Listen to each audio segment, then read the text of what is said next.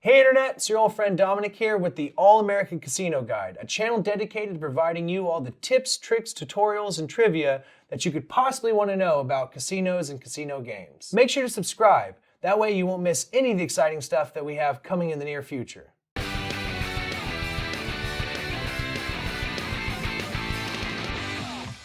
This video is intended to provide you 5 easy tips that you can use while playing Pot-Limit Omaha. The first tip I can provide for you is be prepared for variance. Omaha is not exactly Texas Hold'em. Though they share a lot of similarities, they're not going to have nearly the same amount of control that you see within those games.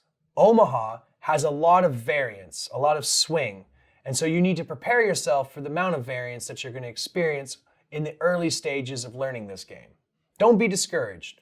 The chips are going to swing one way or another. Just make sure that you have a betting strategy that is based in conservative play. Focus on the decisions of each singular hand.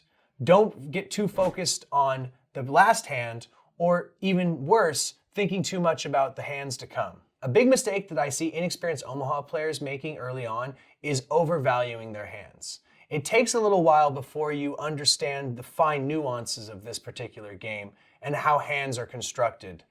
Learning the math and the statistical probability of each hand coming up and how your hands are constructed from one round of betting to the other is very fundamental.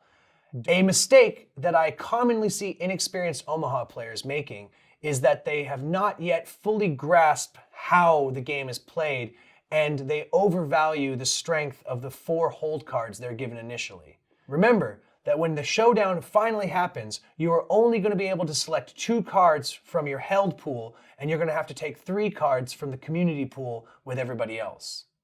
My third piece of advice is to be careful with what hands you play. When a game deals you 4 cards to begin with, you have a much higher chance of being dealt what would be considered good cards in Texas Hold'em. A pair in Omaha is not nearly as devastating as a pair in Texas Hold'em. You'll need to play several games of Omaha before you fully understand what I mean by that. But it's sufficient to say you can't see hands that play mid pairs as effectively as you do in Texas Hold'em. You need those strong hands, the 10s, the jacks, queens, or aces, not small mid pair hands like 6, 7, or 8.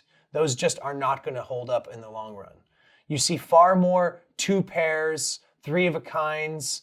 You'll also see a lot of full houses or flushes within the game of Omaha.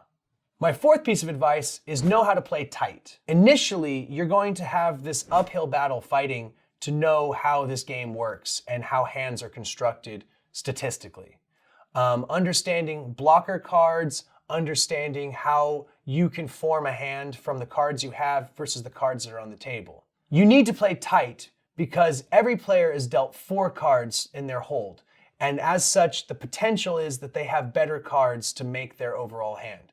If you are not holding statistically one of the best hands possible, you should get out of the hand. Play tight. You're going to appreciate the fact that you didn't waste chips early on when you finally do find yourself with that winning hand, that you can push in heavier with more chips. The fifth and final piece of advice in this video is to focus on the nuts. The nuts is the best hand that can possibly come out, all right? Understand how hands are constructed. Watch our other videos that we've already put up on the introductory guide to Omaha and the introductory guide to Pot-Limit Omaha. Make sure you also check out our introductory guide to High-Low Omaha, and while you're at it, make sure you have a good understanding of our introductory guide to Texas Hold'em.